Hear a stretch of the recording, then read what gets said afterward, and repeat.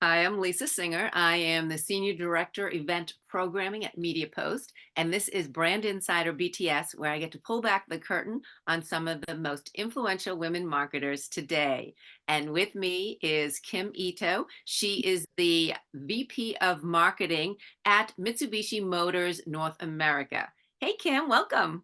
Hey Lisa, thanks for having me. Yeah, no, it's so great. I mean, last time we saw each other was at our automotive show and you were awesome on stage. So I knew I had to get you for this. So I'm so glad we were able to make it work out. Yes, agree. Yeah. So, well, I always say I do my snooping with everyone beforehand. And one of the things I found snooping on your LinkedIn page is that you said that you like to empower teams and you want them to be creative and to try new things. Well, I want to turn the tables on you and ask you, what new things have you tried recently or what's the most recent thing or the most thing that kind of stands out to you? Oh, growing up, I played piano, and then I went away to college and have not thought about playing piano, but I recently picked it up again. Yeah. And just getting back into the practice, it's so humbling and challenging, but it's also really satisfying. And so that's a personal win that I can feel good about at the end of the day. And that's something that I've been challenging with myself lately. Yeah, no, so is it something, I mean, you're saying challenging yourself. So is it not necessarily for relaxation, but more to stimulate you and do something new? I think a little bit of both. It is challenging, but it's also relaxing because it's me time. Mhm. So yeah, it's both. What's the song of the day or or maybe the song that you're aiming at? It's by Pink, and it's called "Just Give Me a Reason." Oh yeah, really? Awesome.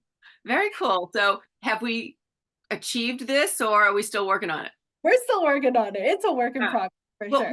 we'll have to have a part two, and it'll just be you playing your song. That would be great. Thank you. We'll send it to Pink. Maybe she'll bring you in, have a part of her concert. Love it. Yes, That would please. be awesome. Please. All right. Well, I also, one of the other things I noticed on LinkedIn, that you believe in radical candor. So it's something obviously not everyone embraces. So I want to ask you, and has anyone been radically candor or used radical candor to you? I'm probably saying that the wrong way, but told you something in true full honesty that maybe hit you a certain way or, sort of was like, ooh, Yes. I will say the first time I read Radical Candor by Kim Scott, I feel like my life had changed, because it was so eye-opening, and that's how I felt too the first time I received radically candid feedback. It was very eye-opening.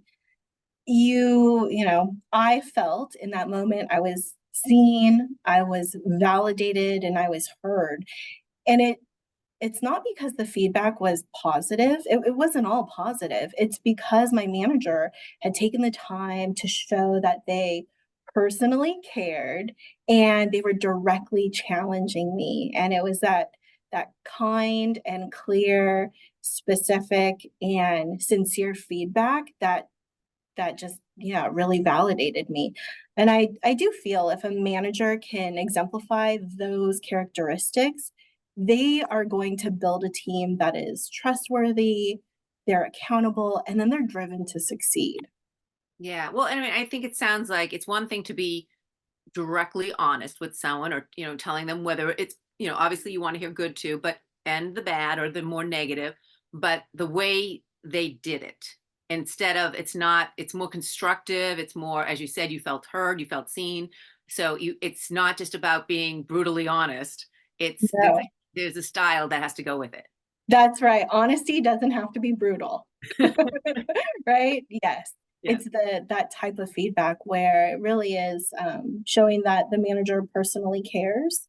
And yeah, and then they're directly challenging the individual, and that it's on the individual to, react and take action based on that feedback.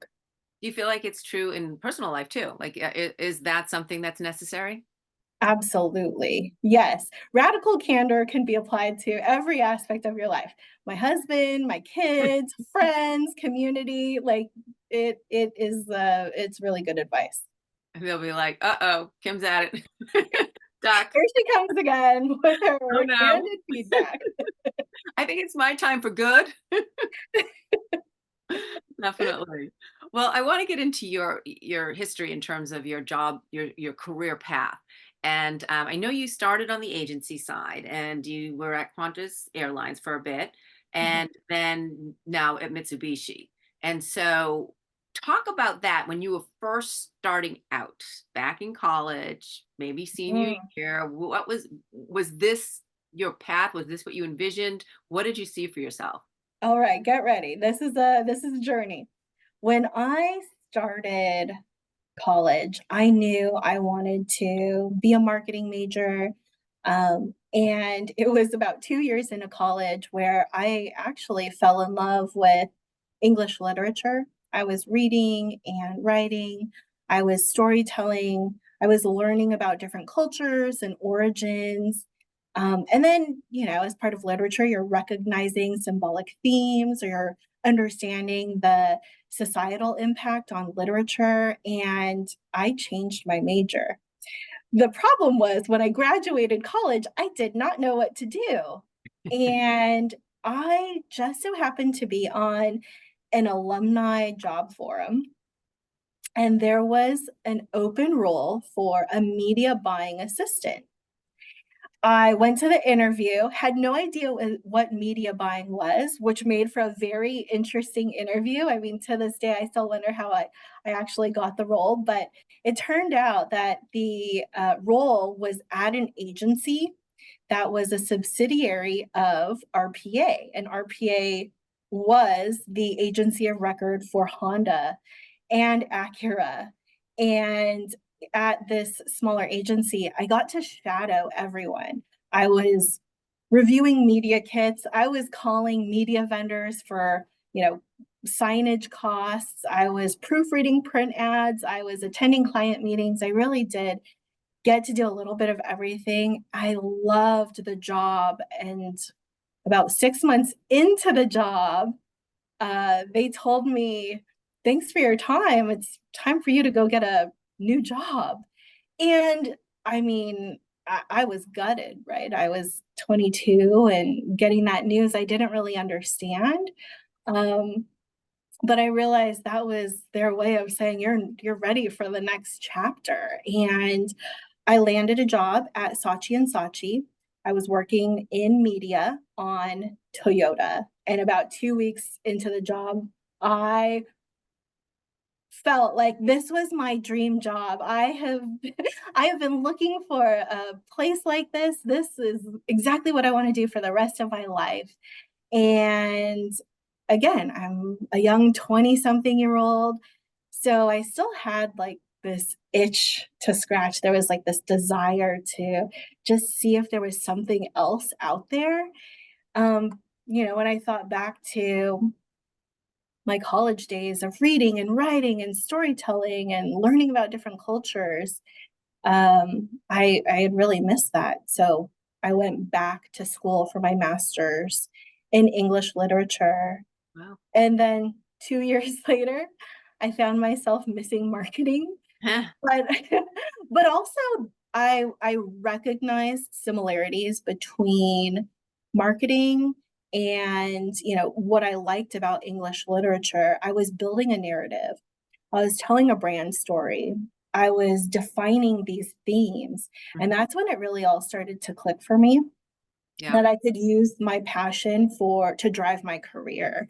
Right. And so I went back to the agency side, but I knew I always wanted to get to the brand side because I was really interested in working on business strategy.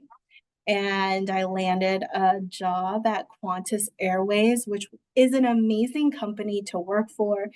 The Australian culture, it's a very strong brand, and then just the nature of the business is e-commerce. So I got to really immerse myself in digital marketing strategies.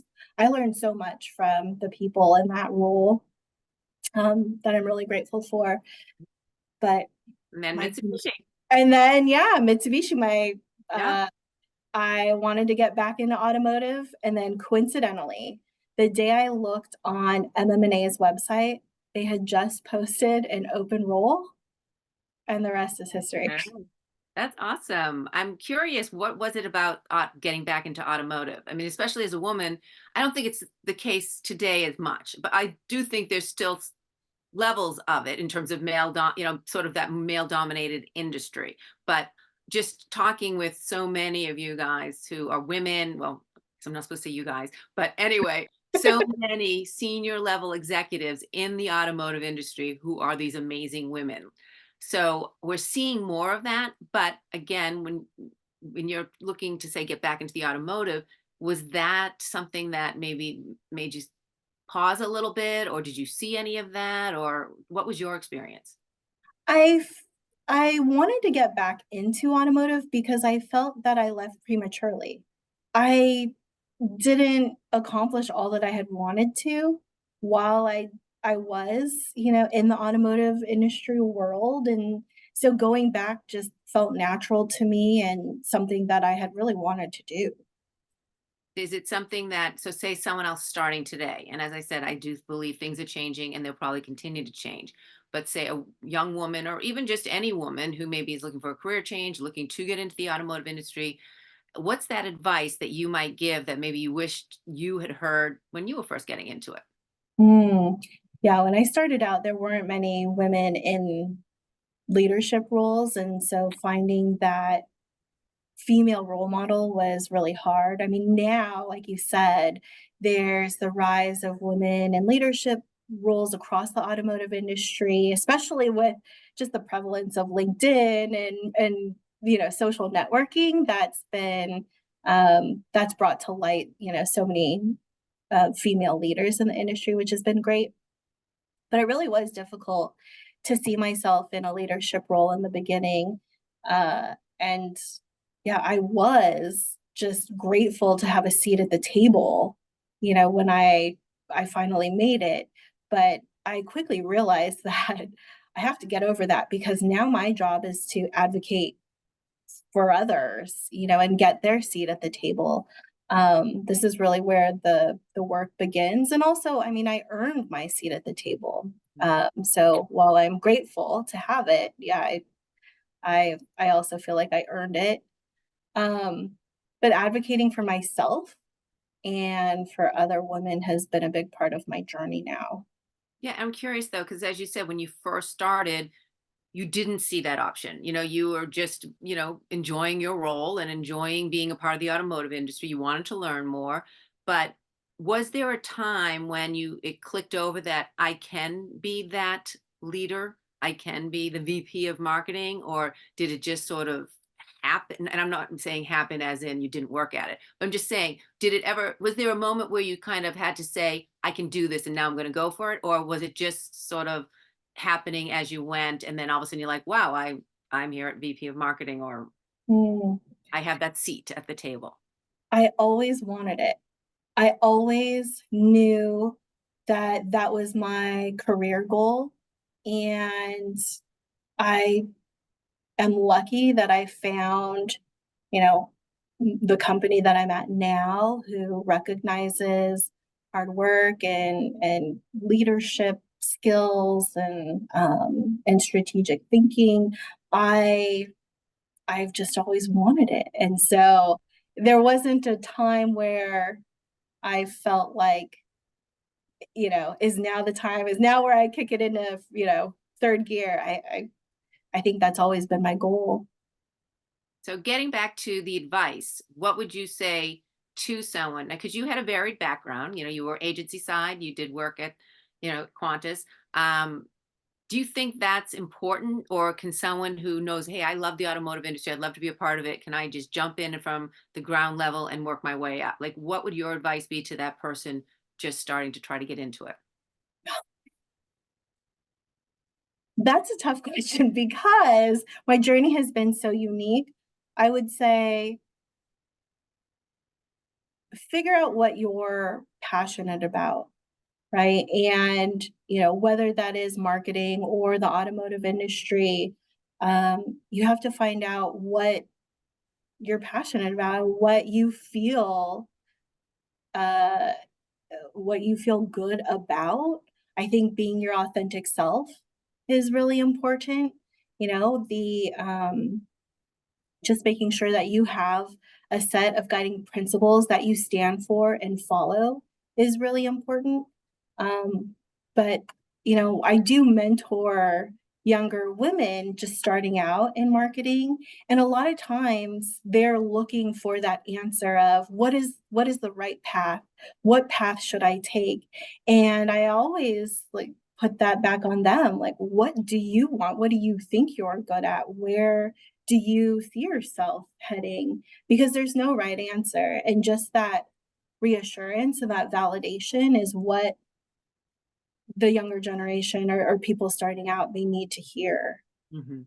Well, and it sounds like, I mean, as it's you need to have that drive, no pun intended. But no, it's just that is foremost. It's just, you can't just say, "Oh, I want to work here." Like you need to, as you even sort of zigzagged a bit based on, "Hey, this isn't really what I want, so let's go here." So it's about pursuing something, but then listening to where your heart goes, your head goes, the combination, and going for it that way. So That's yeah, it's definitely good advice. All right, I have to ask, what is there something that people get wrong about you when they first meet you? Maybe think something that's not quite true. right. I don't know that there's one thing that most people get wrong about me. I'm certainly underestimated, for whatever reason, whether it's Yeah, because you're sweet and cute and all of the stereotypes that maybe a younger woman in automotive would bring.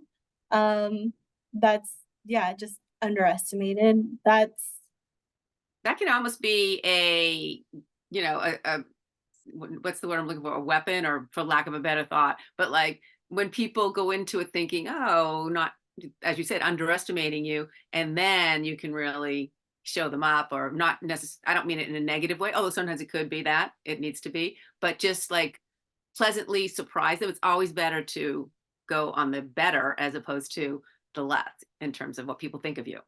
yes. And I think that goes back to being your authentic self, right? If you are just who you are, 24/7, there's really, I mean, your characteristics, your true self will shine through and whoever underestimated you will be proven wrong. You really don't have to say too much. It is what it is. Have you ever heard? I have to ask because I have, so don't. Um, After people talking to you a bit, or whatever, like, wow, you're actually really smart, or oh wow, I didn't. Like, gee, thanks. Yes. Yeah, no, I feel you there.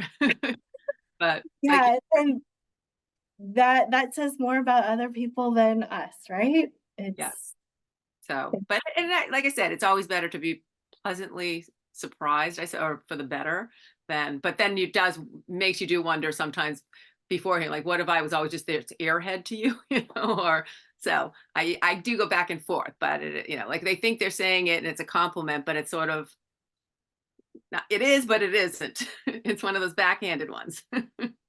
right, yes, they think they're complimenting you, but in actuality, it's not a compliment. Basically, I've been thinking you're as dumb as a brick, but no, That's you're right. not. No, no, not so much.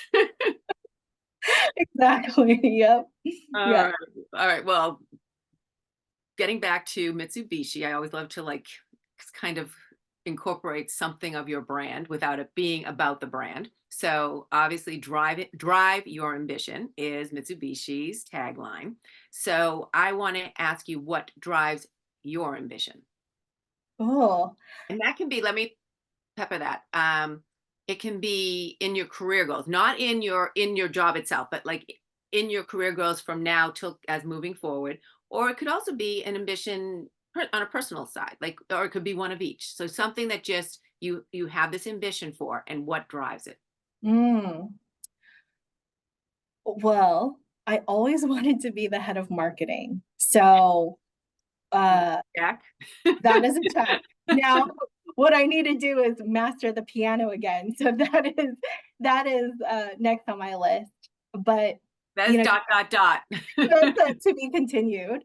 Yes. I will say though, drive your ambition because it is our tagline. We do think about it a lot here, or I think about this a lot too within the walls of MMA. And I really do believe in the power of belief or manifestation, as silly as that may seem.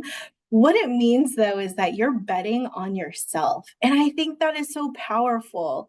So whatever that dream is, whether it's becoming the head of marketing or, mastering piano again, like betting on yourself is just really important. And I encourage, anyone who's still trying to find their way to remember that. Um, and then the second would be knowing your value or knowing what you're worth, not just in terms of dollars, but you know, in terms of time and resources and effort. Know your value because that is also going to help drive your ambition.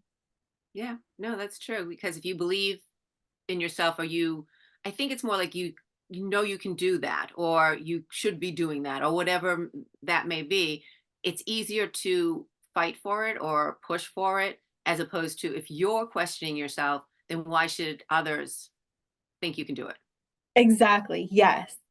Yes. Makes sense. Well, I'm curious in the sense of, again, keeping with the car, and let's go for frivolous.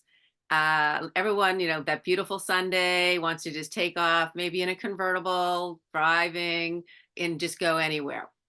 If there's no limit, nothing in your way, where do you go? Oh, well, a few years ago, we moved from California to Tennessee, and we have been really enjoying just exploring this side of the country, in our car. And so, one place that I find that we keep going back to is Atlanta, Georgia. It is fun. There's so much culture, great food, so much to do and see. Uh, the kids enjoy it. We have a blast there. So that's where I'd go if I had a yeah, Sunday to spend. To go to Atlanta. So Yeah. what's on the radio as you're driving? Oh, we are Spotify listeners connected through our wireless Apple CarPlay. Of course, plug and uh, tinted. technology. And so it's a mixture of kids bop or or something a bit more instrumental when we need a bit of quiet time because it is a 4-hour drive. Yeah, no, it's definitely, especially, how old are your kids? They're 9 and 5. Ooh, so you need to entertain them for 4 hours. There there's yeah, a need for entertainment and a need for quiet time at part of the trip as well. Yeah, definitely. All right, so I want to ask in terms of challenges, like in the course of your career or even life. It doesn't necessarily have to be related to your career, but what was the biggest challenge that you've ever had to overcome? Oh, well, I will say that the biggest challenge I had to overcome was when we moved across the country with my husband and the kids for this role. We moved away from family and our entire, support system. So coming to a state where we didn't know anyone and we had little kids was quite the challenge. At the same time, we were balancing work and family and just figuring out how to how to get through this chapter of our lives was a challenge. My husband and I look back at that time and we just look at ourselves like, how did we do it? That was crazy. But that is one that is very personal and one that I'm so proud of. My kids are happy, healthy, they're thriving here. My husband and I love Tennessee and you know, when those things are good in life, that's there's nothing else that matters. Yeah. I'm curious, how, like, so when you're facing it, because obviously you felt it leaving it. You're saying goodbye to your family. You're saying goodbye to all you know. Your kids are probably maybe not as on board as you'd like them to be. And so, Mhm. how do you? It's as daunting as it is. How do you face that and get into that? Like, is it this big? You have to must not be able to be like the big picture. Like is there a focus? Do you have to hone in on one or two things, or maybe it is for you a big picture? Like, how do you get yourself through that to continue to do it? You knew you had to. You got this job. You needed to do it. But how do you sort of overcome that fear or those issues? And it can be overwhelming if you don't sort of make a plan or pick a spot or whatever it is you may do. First, we had an exit strategy. My husband and I agreed if we are not happy, if this is not working for us, we'll move back. That was first and foremost. The second was going out of our comfort zone and finding our community, our tribe here quickly. And that was very hard because at a certain stage in your life, especially with kids and career, it is very hard to find new friends and find people you trust. Something as simple as finding somebody you're going to put on your emergency contact list for your kids school when Right. you've just moved to a state where you don't know anybody. That definitely stretched us outside of our comfort zone, right? Finding your people. And then third, just making sure that the kids were our priority, right? That their happiness and that their health was top of mind, that we didn't stray from like those core elements Mhm. were the basis of our plan here. Yeah, keeping the family unit of it status quo Yes. in terms of Yes. within the family, not obviously it's not status quo for the rest of what you're doing. But Yeah. well, in all right, so now you got through this challenge. How about, is there a failure that you had that you learned from, or maybe it had you, it pivot where then that's what brought you to something better? I'm going to answer this in two ways. So first, uh, I will say that when we moved, it was right before COVID and the pandemic. And Mm. so we had moved, and then we were all in our house together for, an unknown period of time. But we thought, well, why did we move across the country to do this? Because we're all in the same house. We could have done this from Right. California, where we had our support system. In that moment, it felt like a failure. It felt that our plan had failed. I felt like I had failed, and getting through that period, again, just relying on my husband, our people. I mean, that made me realize it wasn't a failure. We had tried something and it wasn't exactly how we had planned it to go, but it certainly wasn't a failure. Um, and the second way I'll answer that is I just heard something from Adam Grant. He is one of my like favorite psychologists slash authors. He just said, he posted this on social media. If I never fail, it means I'm not challenging myself. You have to give yourself space to fail. And that doesn't mean that you're aiming for failure. It means that you're taking risk and you're experimenting. And in that, right, the idea is that you will find growth. But if you succeed at 100% of your projects, you're probably aiming too low. And I just love that idea, because again, the thought during that COVID period of us just being in the house driving each other crazy trying to work and feed the kids and do kindergarten on Zoom, it certainly did feel like a failure. But looking back, we've grown so much, Mhm.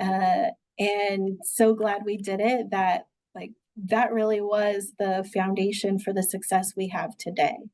Yeah, no, I agree, and I totally agree with that. I think for a lot of us, I mean, I think everyone, but women in particular, it's fear that it stifles us from trying those. You always want approval. Like there's two sides of it. You want approval, but you want to go after what you want, and it's trying to recognize where you're holding yourself back and where you need to just jump in and, as you said, perhaps fail. Yes. Definitely. All right. Before we wrap, I just want to ask you, is there one small thing about you, maybe inconsequential, that most people don't know about, or at least no one outside the inner circle of your family, that you would share that you think people might find interesting, or just something that it's kind of, a little tidbit of what who Kim is? Oh, I used to be a 5th grade teacher. Really? Yes. So in my crazy journey of agency and school and now brand side, there was a moment I was a 5th grade teacher. Wow, very cool. So you're teaching them how to sell products and Exactly. So we're gonna have a bunch of new little budding marketers coming up, and after what was that? What was the fifth graders? Then what year will they be graduating? Uh, They're already graduated. oh, they That's have. the crazy part, Okay, so yes. they're gonna be knocking on your door then. And this is awesome. Thank you so much. It was such a pleasure getting to know you like this, rather than just on the business side. Yes, thanks so much for having me, Lisa. This was so fun. Good. I'm glad you enjoyed it, and thank you for watching. And please, if you have anyone that you want me to pull back the curtain on, let me know, and I will do my best to get her. So thanks again, and thank you again, Kim. Thank you.